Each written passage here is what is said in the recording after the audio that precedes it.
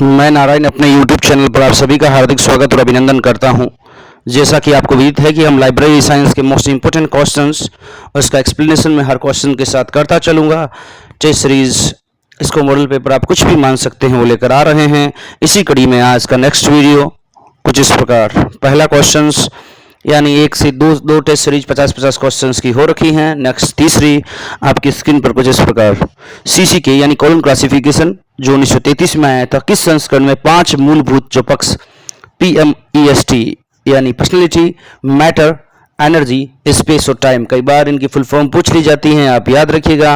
और PMEST के जो योजक चिन्ह हैं उनको कमेंट बॉक्स में जरूर बताइएगा कि इन मूलभूत पक्षों को जोड़ने के लिए अलग अलग चिन्हों का प्रयोग कौन से संस्करण से किया गया, तो ये चतुर्थ संस्करण से किया गया, आप याद रखिएगा।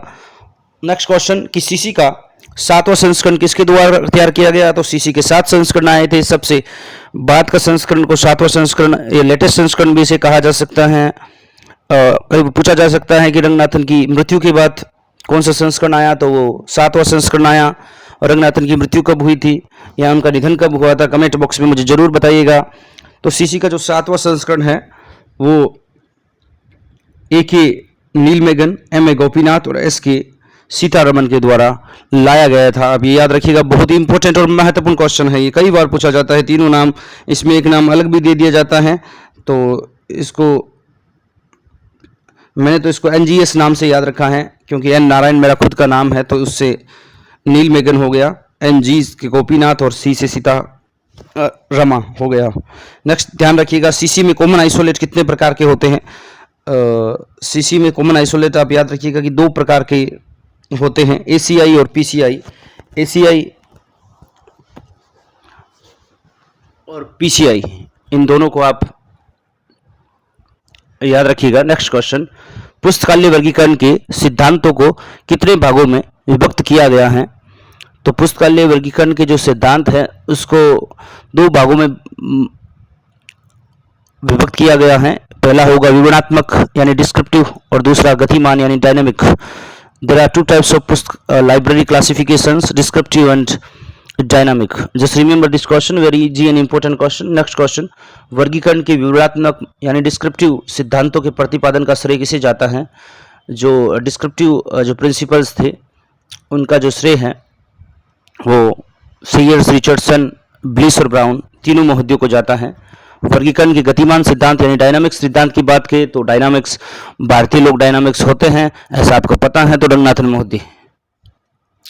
अगला क्वेश्चन कि रंगनाथन महोदय ने पुस्तकालय वर्गीकरण के गतिमान सिद्धांतों का प्रतिपादन अपनी किस पुस्तक में किया, तो रंगनाथन महोदय ने जो गतिमान सिद्धांत थे उसका प्रतिपादन प्रोलोगेना टू लाइब्रेरी क्लासिफिकेशन जो 1937 में आई थी उसमें किया था। क्लासिफिकेशन दूसरी नंबर कॉलम क्लासिफिकेशन 1933 में, क्लासिफिकेशन कम्युनिकेशंस, और अगली बुक है डॉक्यूमेंट्स, जीनेंस एंड डेवलपमेंट। ये दोनों पुस्तकें कब आई थी, बड़ी इंपॉर्टेंट है, इसकी सन कई बार पूछी जाती रही हैं। आप कमेंट बॉक्स में बताएंगे तो आपको याद होने के साथ साथ आप इस क्वेश्चन को भूलेंगे नहीं। मैं अभी बता सकता हूँ सारे पुस्तक का नाम जितने भी रंगनाथन ने लिखी है, लेकिन आप एक जोर जरूर बताइएगा। नेक्स्ट क्वेश्चन है ऑक्टिव नोटेशन यानी अष्टपदी जो अंकन का प्रयोग वो किस में किया जाता है, तो अब ध्यान रखिएगा कि रंगनाथन महोदय की देन है अष्टपदी अंकन, जो 8 अंकों की जो देन है वो सीसी में दी गई है।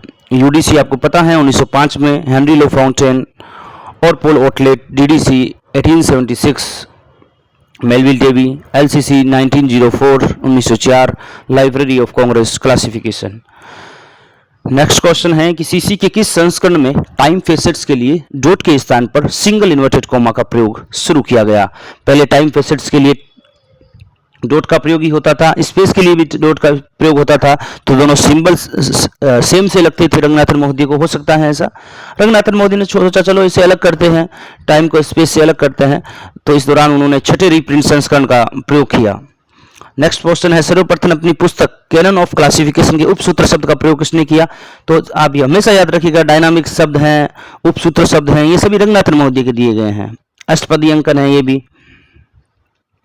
नेक्स्ट क्वेश्चन 111 कुछ स्क्रीन पर इस प्रकार, प्रोलोगेना टू लाइब्रेरी क्लासिफिकेशन के 3य संस्करण में रंगनाथन महोदय द्वारा वर्गीकरण के कितने उपसूत्र का निर्माण किया गया, तो जो 1937 में रंगनाथन की प्रोलोगोमेना टू लाइब्रेरी क्लासिफिकेशन पुस्तक आई थी उसमें 43 उपसूत्र थे, आप याद रखिएगा 43 थे। 1937 में वो आई थी और 43 थे, तो दोनों को जोड़ेंगे तो 80 आएगा। मैंने इस प्रकार याद रखा है कि 3 में 37 तो 40 और 40 80। आप किसी प्रकार याद रखना चाहे तो वो रख सकते हैं। वर्गीकरण के उपसूत्र को कितने स्तर पर विभाजित किया जा सकता है? तो 3 होता है। IVN, आई है मतलब मैं, V का मतलब हम सब, और N का मतलब मैंने अपने नाम से, नारायण नाम से याद रखा है। तो मैंने किस प्रकार याद रखा वो मैं आपको सच में बता रहा हूं, वो आपको बड़ा हेल्प करेगा। I का मतलब आइडिया प्लान, V का मतलब वर्बन प्लान और N का मतलब notation plan and book classification. ये वर्गीकरण के उपसूत्रों को 3 स्तरों पर विभाजित किया गया है। अब इनमें कैनन्स यानी उपसूत्र दिए गए हैं, वो किस प्रकार उपसूत्र याद रखने हैं वो भी मैं आपको बताऊंगा। IVN आपको याद हो गया होगा। अब इनके उपसूत्रों का हम मिलान करते हैं कि किस सूची में कितने उपसूत्र हैं, ये हम देखेंगे। तो कैनन ऑफ आइडियन प्लान है तो उसमें 15 हैं। कैनन ऑफ वर्बल है, वर्बल में 4 हैं। फिर कैनन ऑफ नोटेशन है, इसमें 21 हैं। और कैनन ऑफ बुक क्लासिफिकेशन है, उसमें 3 हैं। तो सारे 43 हैं, आप मिला लीजिएगा। 15 3 18, 18 और 4 22, 22 और 21 43। तो IVN और B 4 canon of book classification और नोटेशन बुक क्लासिफिकेशन एक ही है। इनको मर्ज किया गया था बाद में सॉरी अलग कर दिया गया था। पहले ये एक ही हुआ करते थे, इसलिए हम 3 ही उपसूत्रों को पढ़ते हैं, I, V और N। I का मतलब आइडिया प्लान, V का मतलब वर्बल और N का मतलब नोटेशन या फिर बुक क्लासिफिकेशन इसे कहा जाता है। ये वर्गीकरण के उपसूत्र थे। बाद में कैनन ऑफ नोटेशन प्लेन और बुक क्लासिफिकेशन को अलग अलग कर दिया गया और इनके उपसूत्र भी आपको याद होने चाहिए। आप जैसे ट्रिक में याद करेंगे तो 15 4 21 और 3, पहले 15 याद रखना है, फिर उसके बाद 4 आएगा, फिर 21 आएगा, फिर 3 आएगा। मैंने तो कुछ इस प्रकार याद रखा है, जैसे मेरी ट्रिक है IVNB, फिर 15 4 21 और 3, आप भी कुछ इस प्रकार याद रखिएगा। नेक्स्ट है कि प्रोलोगोमेना टू लाइब्रेरी क्लासिफिकेशन के तृतीय संस्करण में रंगनाथन ने कितने सहायक अनुक्रम के सिद्धांतों का निर्माण किया था? तो 18 का निर्माण किया था, आप याद रखिएगा। अगला है कि इसके तृतीय संस्करण में रंगनाथन प्रोलोगोमेना टू लाइब्रेरी क्लासिफिकेशन के तृतीय संस्करण में रंगनाथन ने कितने पक्ष अनुक्रमों के सिद्धांत का निर्माण किया था? तो पक्ष के कितने अनुक्रम के सिद्धांत थे वो भी अपने को रटना पड़ेगा, याद करना पड़ेगा। वो 4 थे, आप याद रखिएगा। पहले तो 3 आए थे, बाद में 4 हो गए थे। जैसा मैंने आपको बताया 4 तृतीय संस्करण से हो गए थे। IVN और B भी जोड़ दिया गया था, बुक क्लासिफिकेशन भी। आप ये याद रखिएगा कि प्रोलोगोमेना टू लाइब्रेरी क्लासिफिकेशन के तृतीय संस्करण में रंगनाथन ने कितने अभिधारणाओं यानी पोस्टुलेट्स का निर्माण किया? तो ये पोस्टुलेट्स का रंगनाथन महोदय ने 13 पोस्टुलेट्स का निर्माण किया। CC में PCI कितने प्रकार के होते हैं? कॉमन आइसोलेट है PCI एक, और जो कि एक सामान्य रूप से किसी भी शीशे को अलग करता है, उसे कॉमन आइसोलेट कहा जाता है। ये एनर्जी और पर्सनैलिटी 2 हैं जो PCI के रूप में प्रयुक्त किए जाते हैं। नेक्स्ट क्वेश्चन, कौन से वर्गीकरण पद्धति में रिलेटिव इंडेक्स का प्रयोग किया जाता है? तो रिलेटिव इंडेक्स DDC में किया जाता है, आप याद रखिएगा। नेक्स्ट क्वेश्चन, वर्गीकरण शोध के लिए जाने वाली संस्था कौन सी है? तो इसके लिए इसको है वर्गीकरण शोध यानी क्लासिफिकेशन रिसर्च के लिए इसको इंटरनेशनल नॉलेज ऑर्गेनाइजेशन इसकी फुल फॉर्म है। एस का मैं याद नहीं कर पा रहा हूँ, कमेंट बॉक्स में मुझे बताइएगा।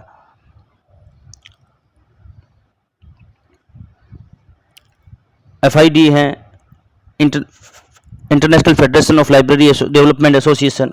CRG है classification research group 1952, FID 1895, DRTC 1962। तो ये सारे वर्गीकरण शोध की पद्धतियाँ, जैसे मैं ऑप्शन देख रहा हूँ, उपरोक्त सभी दिया है तो उपरोक्त सभी करना है आपको।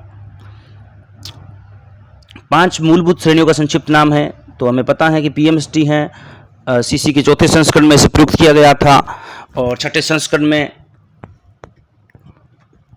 टाइम के लिए सिंगल इन्वर्टेड कॉमा का प्रयोग शुरू हुआ था। उससे पहले S और T दोनों के लिए डॉट का प्रयोग किया जाता रहा है। अगला क्वेश्चन, पक्ष विश्लेषण फेसेट्स एनालिसिस का प्रयोग किसके द्वारा किया गया? तो फेसेट्स एनालिसिस का प्रयोग है वो ऐसा रंगनाथन मोहदी द्वारा शुरू किया गया, इसीलिए रंगनाथन की पद्धति को लगभग पक्षात्मक वर्गीकरण पद्धति कहा जाता है। पुस्तक व्यवस्थापन के लिए एपुपा का जो पैटर्न है, तो ये एपुपा का जो पैटर्न सिद्धांत है वो रंगनाथन मोहदी के द्वारा ही दिया गया था।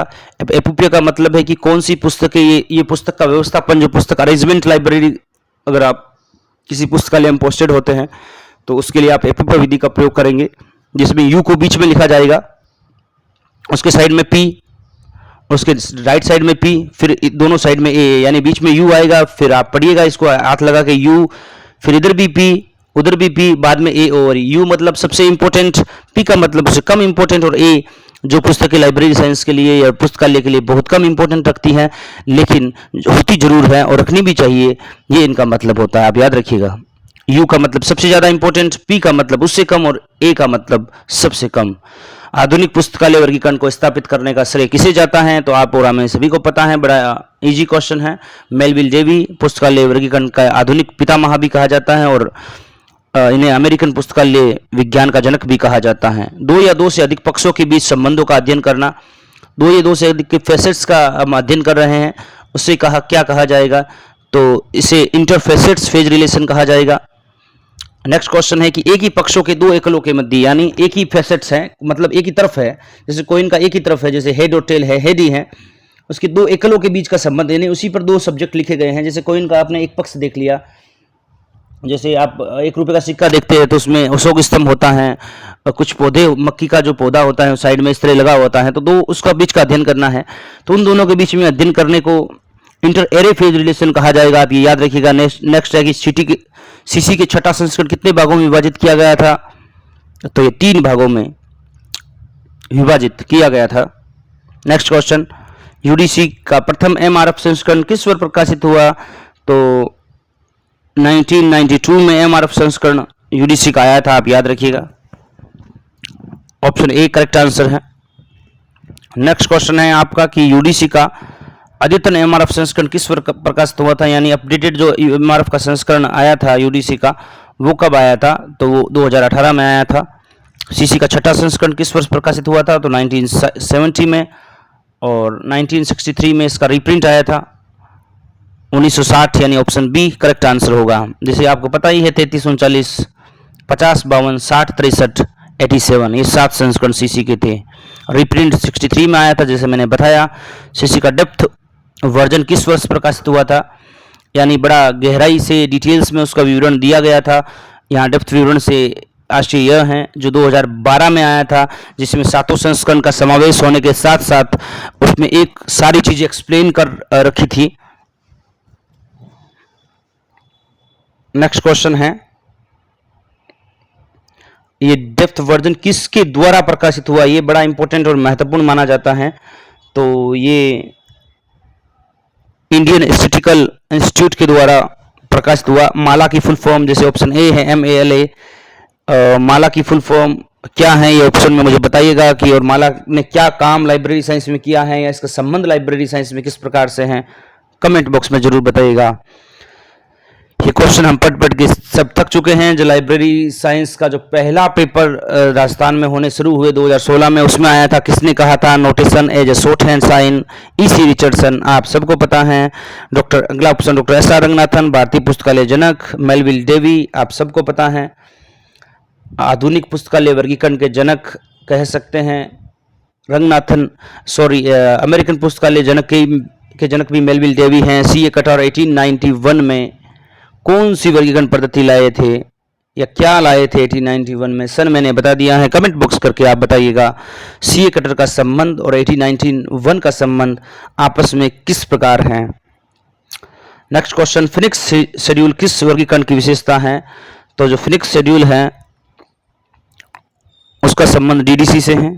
नेक्स्ट क्वेश्चन है, इनमें से विषम को पहचाने। तो वॉल पिक्चर प्रिंसिपल, काउका प्रिंसिपल, होर ऑर्गन प्रिंसिपल, ये सभी रंगनाथन के हैं, और प्रिंसिपल ऑफ ऑस्मोसिस से अलग है। ऑप्शन डी इसका करेक्ट आंसर रहेगा।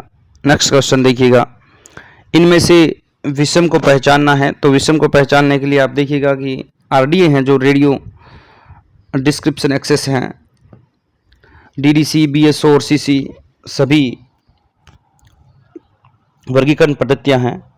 नेक्स्ट क्वेश्चन, डीडीसी का 20वां, 21वां और 22वां संस्करण कितने खंडों में प्रकाशित किया गया? बड़ा इंपॉर्टेंट क्वेश्चन है, कई बार आता जाता है। तो 4 वॉल्यूम थे, आप याद रखिएगा। 15 तक इसकी 2 वॉल्यूम, 16 तक इसकी 2 वॉल्यूम थे, याद रखिएगा। 1 से 16 तक इसके 2 वॉल्यूम हुआ करते थे। 18 में इसका 30, 18, 19, 20 में इसके 18 और 19 में 3 संस्करण, 3 पार्ट्स में, ये 3 खंडों में आया।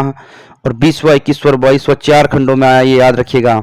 18वां और 19वां संस्करण जैसा मैंने अभी बताया 3 में आया था, क्योंकि 18 में 3 का बाढ़ आ जाता है, तो यहीं से वो स्टार्ट हुआ था। 3, 6, 18। तो डीडीसी का 18वां 19 संस्करण 3 खंड में आया था।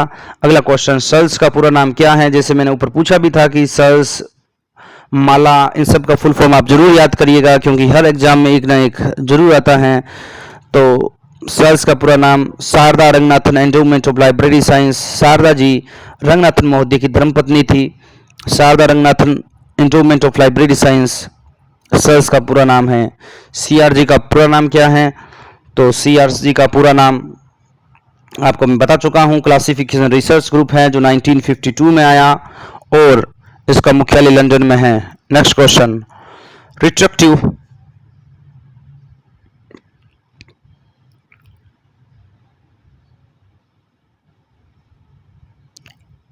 ऑर्डिनल नोटेशन का आविष्कार किसने किया? बड़ा इंपॉर्टेंट क्वेश्चन है। इजी कोर्स महोदय रिट्रैक्टिव ऑर्डिनल नोटेशन को लाए थे। डीडीसी का 21वें इलेक्ट्रॉनिक वर्जन को क्या कहा जाता है? जो इलेक्ट्रॉनिक वर्जन आया था 21वां संस्करण, कब आया था? ये कमेंट बॉक्स में कमेंट जरूर करिएगा। और ये आया था डेवी फॉर विंडोज, यानी इलेक्ट्रिकल संस्करण डेवी फॉर विंडोज के नाम से प्रकाशित हुआ था। कौन से सन में आया था, ये कमेंट बॉक्स में जरूर बताइएगा। नेक्स्ट क्वेश्चन है कि एक या एक से अधिक आइसोलेट फेसेट्स एक फेस सब्जेक्ट के साथ संयुक्त हो किस तरह का विषय निर्माण करता है? यानी एक से अधिक आइसोलेट फेसेट्स हैं, वो एक बेसिक सब्जेक्ट का निर्माण कर रहे हैं। यानी एक से ज़्यादा एक कोइन के भाग मान सकते हैं, फेसेट्स मान सकते हैं, पक्ष है, वो एक बेसिक सब्जेक्ट का निर्माण कर रहे हैं। किस प्रकार के विषय निर्माण की विधि है, ये हमें बताना है। तो ये यौगिक विषय है, मिश्रित विषय होगा। यौगिक विषय इसको कह सकते हैं, कंपाउंड सब्जेक्ट इंग्लिश में से कहेंगे। नेक्स्ट क्वेश्चन है, एक्सपेंसिव क्लासिफिकेशन का प्रथम प्रकाशन कब हुआ था? तो इसका 1891 में हुआ था। और जो सीए कटर महोदय हैं वो एक्सपेंसिव क्लासिफिकेशन ही लाए थे। ये आपके ऊपर मैंने जो क्वेश्चन पूछा है उसका उत्तर। अगला क्वेश्चन कि डीडीसी में अनुक्रमणिका यानी इंडेक्स का क्या नाम है? तो डीडीसी की जो अनुक्रमणिका है, हम सबको पता है कि उसका नाम सापेक्षिक अनुक्रमणिका यानी रिलेटिव इंडेक्स है। यूडीसी का अनुक्रमणिका यानी इंडेक्स का क्या नाम है? तो यूडीसी के इंडेक्स का नाम अल्फ़ाबेटिक सब्जेक्ट इंडेक्स है, याद रखिएगा, अल्फ़ाबेटिक सब्जेक्ट इंडेक्स है। डीडीसी में सामान्य सहायक का क्या नाम है? तो डीडीसी में सामान्य सहायक का नाम मानक उपविभाजन है। नेक्स्ट क्वेश्चन, अरस्तु का ज्ञान जगत का विभाजन किया गया है।